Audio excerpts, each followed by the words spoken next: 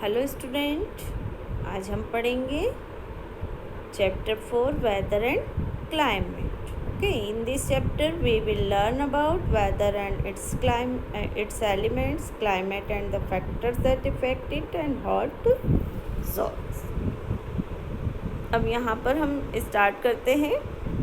आपसे मैं पूछूंगी what type of weather do we have on a monsoon day. Monsoon day में हमका कौन सा वेदर होता है? मानसून डे में कौन सा वेदर होता है? किस टाइप का वेदर होता है? यस, कैसा होता है? हॉट टाइप का, है ना. Name the department that give us information about whether. कौन सा डिपार्टमेंट हमको इंफॉर्मेशन देता है वेदर के बारे में? कौन सा डिपार्टमेंट? यस, सीजनल डिपार्टमेंट, है ना, मौसम विभाग. Okay, weather is defined as a momentary day-to-day state of the atmosphere over any place on the earth's surface. The basic atmospheric conditions that make up the weather include rainfall, humidity, temperature, atmospheric pressure and wind. Humidity is the amount of water vapor in the air. Fall in atmospheric pressure indicates that a storm is approaching. Weather क्या होता है? Weather is defined as a momentary day to day. Okay, weather क्या है? Day to day. Okay, means जो आज क्या है कल चेंज हो जाएगा. सुबह आप फील करते हैं कि थोड़ा सा क्या होता है, मौसम थोड़ा कोल्ड होता है, थोड़ा ठंडा होता है, दिन में थोड़ा सा हॉट हो जाता है, फिर रात में फिर कोल्ड हो जाता है. उसको बोलते हैं weather. Okay, day to day state of the atmosphere over any place on the earth surface. किसी भी अर्थ सरफेस, है ना, अर्थ सरफेस के किसी भी प्लेस पर जो डे टू डे क्या होता है, चेंज होता है, उसको क्या बोलते हैं? Weather. The basic atmospheric condition that make up the weather include rainfall, humidity, temperature, atmospheric pressure and winds. Okay, अब basic atmospheric conditions क्या क्या इंक्लूड है उसमें? rainfall, humidity, temperature, atmospheric pressure and wind. Okay, humidity is the amount of water vapor in the air. humidity जो किसको कहेंगे हम? जिसमें एयर में क्या होता है, जो वाटर वेपर होते हैं ना, उसको हम, और वाटर वेपर जो होते हैं, है ना, उसमें क्या होता है? ह्यूमिडिटी होती है, अमाउंट ऑफ ह्यूमिडिटी होती है. Fall in atmospheric pressure indicate that a storm is approaching. और एटमॉस्फेरिक प्रेशर के कारण क्या होता है? स्टॉर्म आता है ना. Weather keeps changing from time to time. In the morning, the weather is pleasant. At noon, when the sun shines brightly, it is hot. Again, in the evening, it becomes pleasant. अब weather जो है वो क्या होता है? Change होता रहता है. What is weather? तो वेदर क्या है? चेंजिंग फ्रॉम है, चेंजिंग होता रहता है ना. जो टाइम टू टाइम क्या होता है? चेंजिंग होता है. मॉर्निंग में वेदर बहुत ही प्लीजेंट होता है, बहुत अच्छा लगता है, आपको शांत होता है ना. और वही नून में जाकर क्या हो जाता है? बहुत ज़्यादा हॉट हो जाता है नून में, क्योंकि सन जो है बहुत ही ब्राइटली शाइन करने लग जाता है और इसीलिए हॉट हो जाता है. और फिर वापस शाम में क्या हो जाता है? फिर से वेदर कैसा हो जाता है? फिर से चेंज हो जाता है, प्लीजेंट हो जाता है. तो इस तरह से जो चेंजिंग होता है उसको कहते हैं वेदर. ओके, वेदर वो है जो डे टू डे क्या होता है? चेंज होता रहता है. और क्लाइमेट कंडीशन किसको कहेंगे? What is climate? Climate is the average atmospheric condition of a particular place. Okay, climate क्या है? Average atmospheric condition. किसी पर्टिकुलर प्लेस पर ज़्यादा जो जिस टाइप का जो मौसम रहता है ना, उसको बोलेंगे climate. Okay, it is different from weather. ये वेदर से डिफरेंट है. और क्यों है? Because weather changes continuously but climate changes every 30 to 35 years. ऐसा क्यों है? क्योंकि वेदर तो क्या है? कंटिन्यूसली चेंज होता रहता है, लेकिन क्लाइमेट जो है 30 से लेकर 35 ईयर्स में चेंज होता रहता है. If it rains continuously in a place every day, the climate of the place is monsoon. अगर कहीं पर कंटिन्यूसली क्या होता है, हर दिन बारिश होती है, तो वहाँ का जो क्लाइमेट माना जाता है वो मानसून क्लाइमेट माना जाता है. Okay, monsoon type of climate वहाँ का माना जाता है. फैक्टर दैट अफेक्ट क्लाइमेट, वो फैक्टर जो क्लाइमेट को अफेक्ट करते हैं, कौन कौन से फैक्टर्स हैं? There are 5 factors that affect climate of a place. There are summarized below. Okay, 5 factors हैं, है ना, जो किसी भी प्लेस के क्लाइमेट को अफेक्ट करते हैं, उनको यहाँ पर नीचे समराइज्ड किया गया है. Okay, latitude or distance from the equator. Temperature range increases with distance from the equator. Temperature decreases as we move away from the equator. This is because the sun rays are dispersed over a large area of land as we move away from the equator. Temperature range जो है वो क्या होती है, जैसे जैसे हम इक्वाटोर की डिस्टेंस पे जाते हैं, टेम्परेचर रेंज इंक्रीज़ होती चली जाती है. टेम्परेचर डिक्रीज़ होता है जब हम इक्वाटोर से क्या होते हैं, दूर होते चले जाते हैं, तो टेम्परेचर डिक्रीज़ होता है, कम होता है. और ये क्यों होता है? This is because the sun rays are dispersed over a large area of land as we move away from the equators. और ऐसा क्यों होता है? क्योंकि सन रेज जो हैं वो क्या होती है, जब हम क्या करते हैं, सन रेज डिस्पर्ड होती है ना, लार्ज एरिया पर, लैंड के लार्ज एरिया पर सन रेज आती हैं, और जैसे जैसे हम क्या होते हैं, इक्वाटोर से दूर होते चले जाते हैं, तो सन रेज हमको कम, उसका इफ़ेक्ट कम होते चले जाता है. ओके, अब यहाँ देख रहे हैं आप, ये आप देख रहे हैं sun rays falling on the earth at the equator and away from it. अब यहाँ नॉर्थ पोल और साउथ पोल. नॉर्थ पोल पर क्या होता है, स्लैंटिंग रेज नियर द पोल.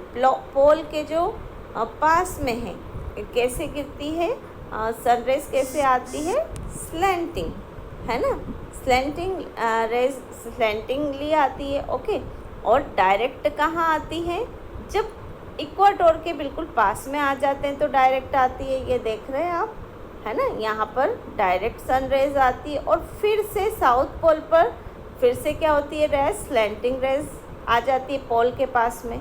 ठीक है, तो इस तरह से जहाँ पर सन रेज डायरेक्ट आती है वहाँ क्या होता है, वहाँ हॉट क्लाइमेट हो जाता है, और जहाँ स्लैंटिंग रेज आती है वो क्या हो जाता है, वो जो एरिया है वो फ्रीज एरिया माना जाता है, फ्रीजिंग एरिया. ओके, एल्टीट्यूड और height above the sea level.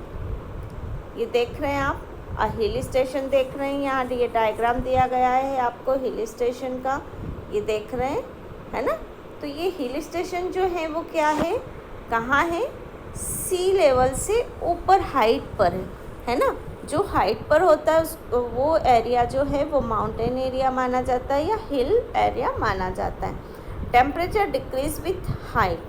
The air is less dense and can not hold heat easily.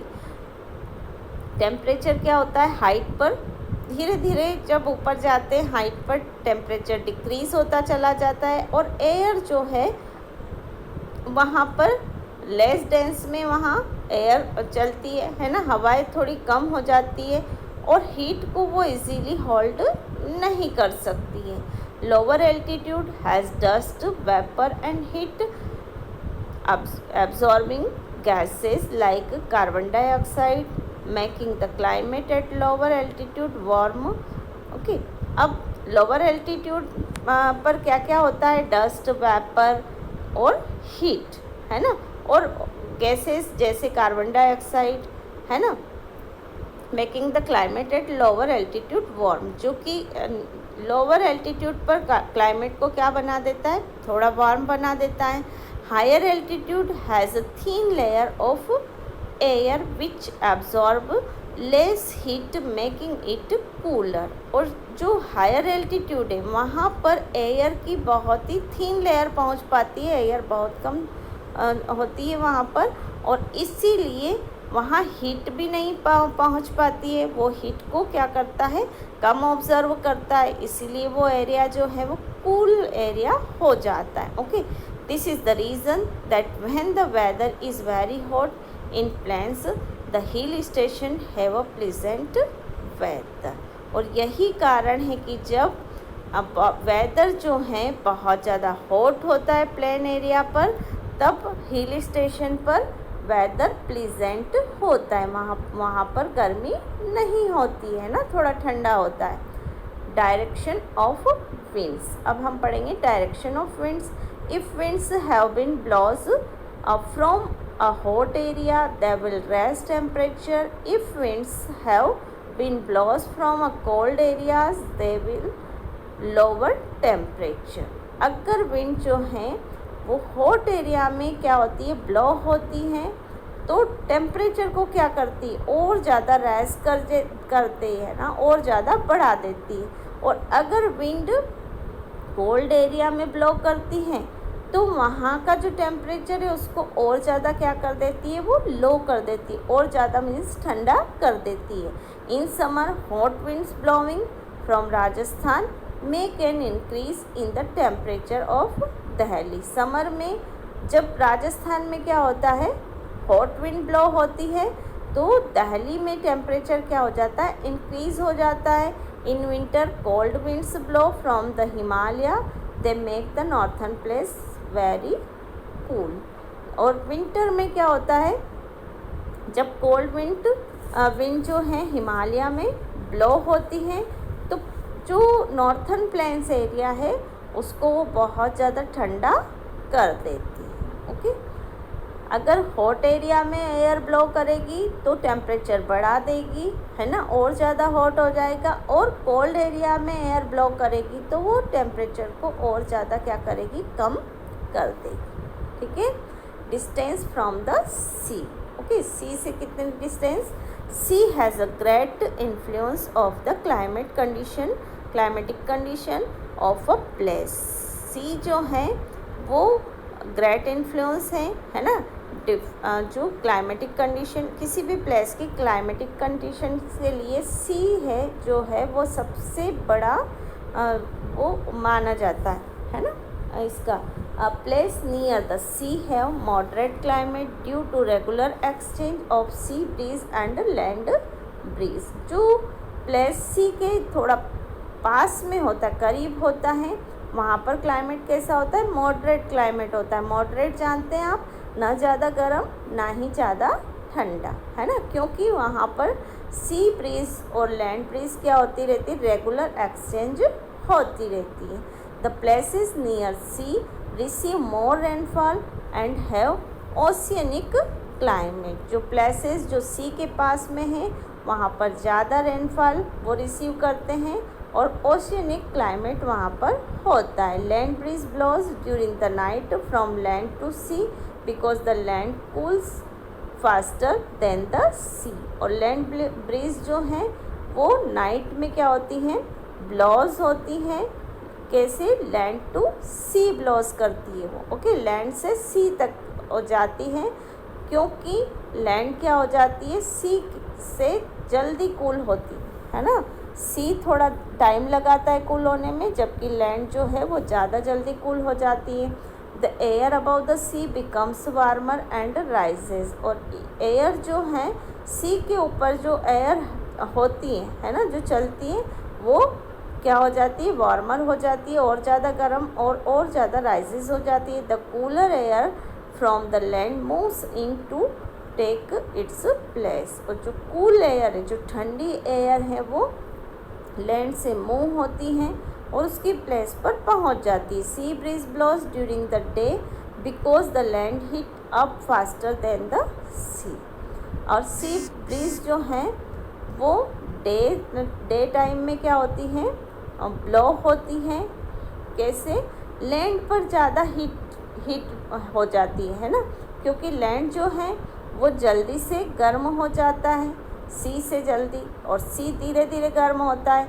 वहीं पर सी धीरे धीरे ठंडा होता है और लैंड जल्दी ठंडी हो जाती है। तो रात में तो लैंड से सी पर क्या होता है, एयर जो चलती है वो कूल एयर होती है ना। और लेकिन जब डे टाइम में जब होता है तब एयर जो है लैंड टू सी अगर चलती है तो वो हॉट होती है। Okay, land heats and cools faster than the sea, therefore coastal areas have a lower temperature range than inland areas। जो inland areas हैं उससे ज़्यादा जो जो कोस्टल एरियाज़ हैं वहाँ पर लोअर टेम्परेचर होता है ना। On the coast winters are mild and summer are cools. Coast पर विंटर्स तो कहती होती है मिल्ड होती है, लेकिन समर्स जो है वो कूल होता है, ठंडा होता है। In inland areas temperature are summers are hot and winters are cold. और इनलैंड एरियाज़ में टेम्परेचर जो है समर में थोड़ा ज़्यादा गर्म होता है और विंटर में वो कोल्ड हो जाता है। ये देख रहे हैं आप, सी ब्रीज एंड लैंड ब्रीज। अब जो सी से जो ब्रीज जा रही है ना, ये कैसी होती है? आप देखो सी से कहाँ जा रही है, लोअर टेम्परेचर है ना। लोअर टेम्परेचर से ये कहाँ, सबसे पहले सी से ये क्या होती है, हॉट एयर, लैंड से हॉट एयर ब्लो करती है ना। और हॉट एयर अब जब सी तक आती तो सी आधे सी में जाके क्या हो जाती है, कूल एयर में चेंज हो जाती है, लोअर टेम्परेचर में चली जाती है। और उसके बाद फिर से सी से ये जब कहाँ जाती है, वापस से लैंड तक जाती है तो हायर टेम्परेचर होता है ना। ये देख रहे हैं आप, इधर भी यही है। रात में क्या होता है, दिन में तो हॉट जो लैंड टू सी जब एयर जाती है तो वो कैसी होती है, हॉट होती है। और जब नाइट टाइम में क्या होता है, जो लैंड से सी पर जो एयर्स होती है ना, वो कैसी होती है, जो विंड होती है वो कैसी होती है, कैसी हो जाती है, नाइट में कूल होती है ना। Humidity and rainfall.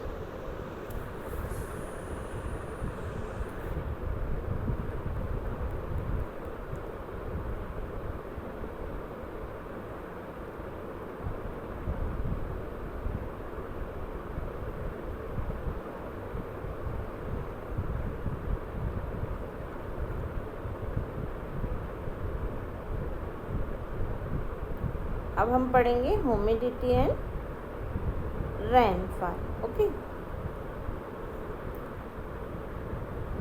Humidity refers to the amount of water vapour in air. Humidity को हम ह्यूमिडिटी मीन्स क्या समझेंगे, जो वाटर वेपर कहाँ पर, एयर में जो वाटर वेपर होते हैं है ना, उसको हम ह्यूमिडिटी कहते हैं। Okay, humidity increases when water evaporates faster from land and water surface. Humidity जो है वो ज़्यादा इंक्रीज़ हो जाती है कब, जब वाटर क्या होता है, इवेपोरेट्स होता है ना। इवेपोरेट्स होना जानते हैं आप, जब हॉट होता है ना, सनरेज जब डायरेक्ट कहाँ गिरती है, पानी के ऊपर आती है, तो वाटर जो है वो आपने देखा होगा कि जब आप गर्म पानी करते हैं ना, बॉईल करते हैं वाटर को, तो क्या होता है, वाटर बॉईल होता है तो आप उसमें धुआं उठते हुए देखते हैं। धुआं कहाँ जाता है, ऊपर की ओर जाता है।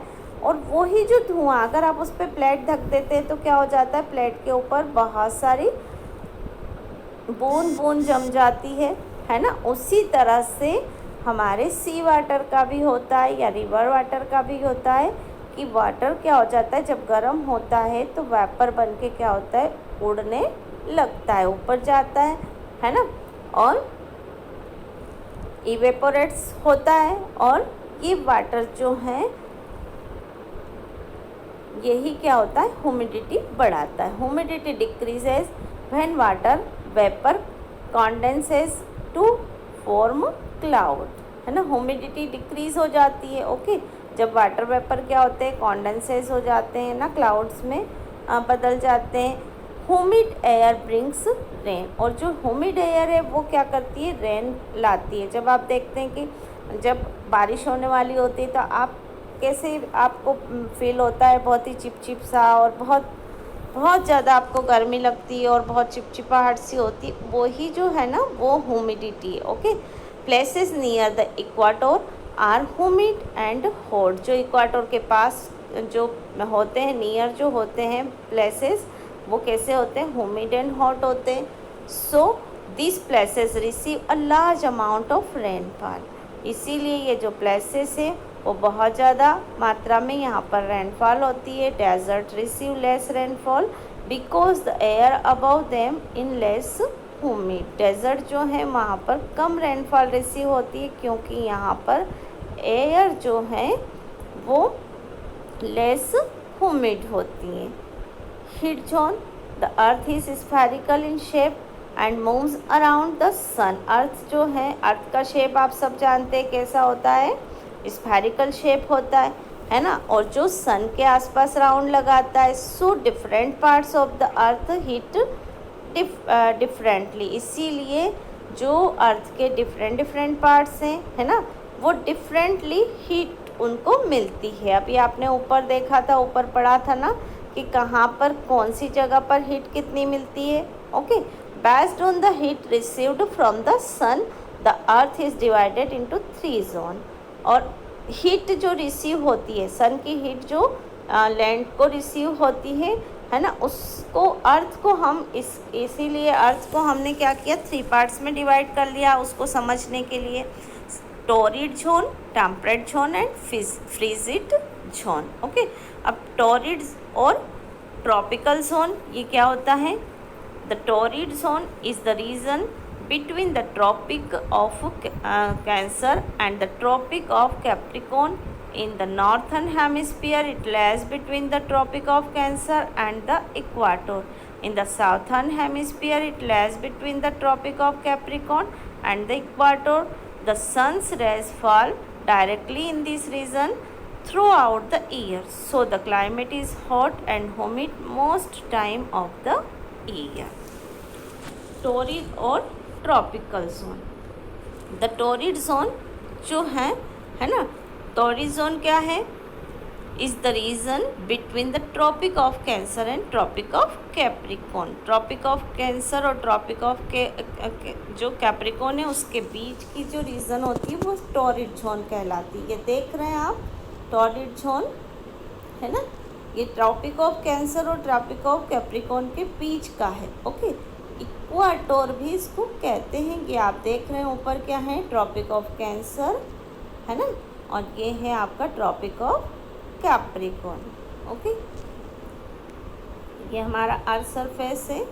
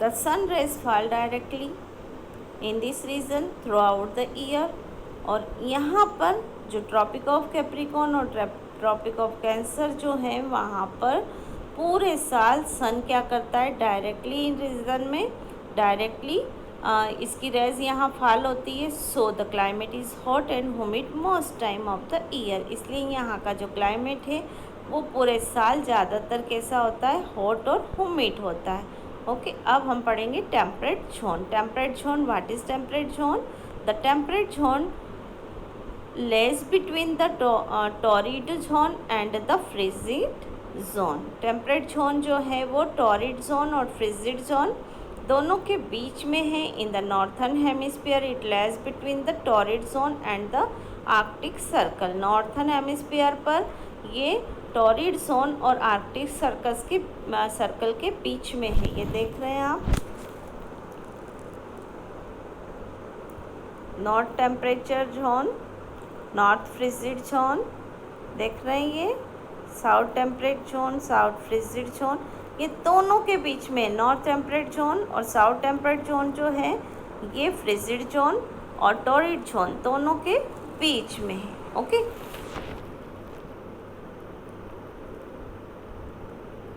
in the northern hemisphere it lies between the torrid zone and the arctic circle। northern hemisphere पर ये टॉरिड जोन और आर्कटिक सर्कल के बीच में लेस करता है। In the southern hemisphere it lies between the torrid zone and the Arctic circle. और southern hemisphere पर ये किसके, टॉरिड जोन और आर्कटिक सर्कल के बीच में है। This region is not very hot because the sun rays fall slanting. ये रीज़न जो है ये बहुत ज़्यादा हॉट नहीं होती क्योंकि सन रेज यहाँ पर स्लैंटिंगली क्या करती हैं, इन पर आती हैं, है ना। स्लैंटिंग कैसे, सीधी नहीं आती है। Okay, the 4 season spring, summer, autumn and winter are clearly left in the temperate zone. 4 season कौन कौन सी,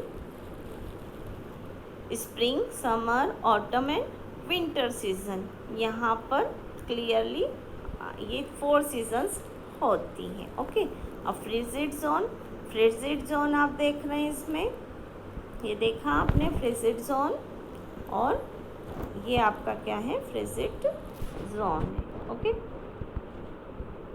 there are 2 frigid zone, the north frigid zone and the south frigid zone. Okay, 2 frigid zone है, north and south. The north frigid zone lies between the Arctic Circle and the North Pole। North frigid zone जो है वो कहाँ से लेस करता है, Arctic Circle के बीच से, है ना। और इसको हम क्या कहते हैं, north pole and the north pole. Arctic circle and north pole इन दोनों के बीच से लेस करता है। The south frigid zone lies between the Antarctic circle and the south pole. और साउथ फ्रिजिड जोन जो है वो आर्कटिक सर्कल और साउथ पोल दोनों के बीच में होता है। Okay, the frigid zone are very cold. Frigid zone जो है वो बहुत ज़्यादा कोल्ड होता है because the sun rays fall slanting, क्योंकि यहाँ पर सन रेज जो हैं वो slanting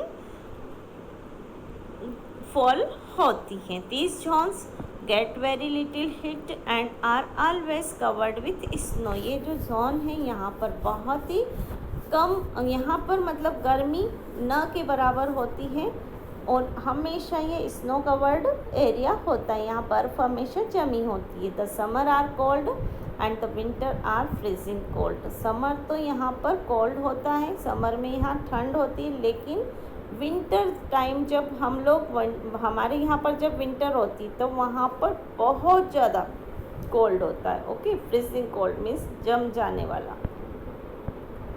divine weather is the condition और state of atmosphere over a short period of time at a particular place. Weather क्या है, वेदर इज़ द कंडीशन और state of atmosphere over a short period of time at a particular place. किसी एक place पर जहाँ short period of time के लिए कोई कंडीशंस होती हैं, ओके, उसको क्या बोलते हैं, weather. Climate of a place is the weather conditions that prevail over that place for a long period of time. Climate जो है किसी प्लेस का जो क्लाइमेट होता है ना, वो वेदर कंडीशंस होता है जो बहुत लंबे समय तक एक ही जैसा अगर होता है क्लाइमेट, तो वो होता है क्लाइमेट। एक ही जैसा अगर वेदर कंडीशन होती है तो वो कहलाता है climate. Okay, latitude, altitude, distance from the sea, direction of the wind and rainfall are the factors that affect climate of a place. latitude, altitude, distance, सन से जो डिस्टेंस होती है ना, और direction of the wind, wind की जो direction, और rainfall, ये सारे जो फैक्टर हैं वो किसी एक प्लेस के क्लाइमेट को अफेक्ट डालते हैं। Okay, the earth is divided into 3 heat zone. Earth को 3 हीट जोन्स में डिवाइड किया जाता है, torrid zone, temperate zone and frigid zone.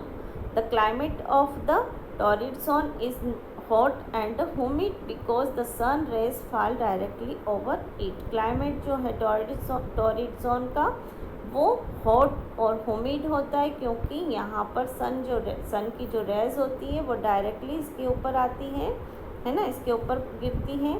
The temperate zone is neither very hot nor very cold because it is away from the equator. और जो temperate zone है वो ना बहुत ज़्यादा गर्म नहीं होता है, बहुत ज़्यादा ठंडा नहीं होता है, क्योंकि ये इक्वाटर से क्या है, दूरी पर है थोड़ा। The frigid zone is very cold as it lies away from the equator between the Arctic circle and the north pole. Frigid zone जो है वो बहुत ज़्यादा कोल्ड होता है, क्योंकि ये इक्वाटर और आर्कटिक सर्कल के बीच में the frigid zone is very cold as it lies away from the equator, है ना। ये इक्वाटर से दूरी पर है, between the Arctic circle and north pole. Okay, कहाँ है आर्कटिक सर्कल और नॉर्थ पोल के बीच में, and between the Arctic circle and the south pole. और आर्कटिक सर्कल और साउथ पोल के बीच में है ना, साउथ और नॉर्थ दोनों ही पोल पर है ये। ओके, फ्रिजिड जोन, और ये क्योंकि बहुत दूरी पर है इसी कारण क्या है, ये थोड़ा ज़्यादा ठंडा होता है।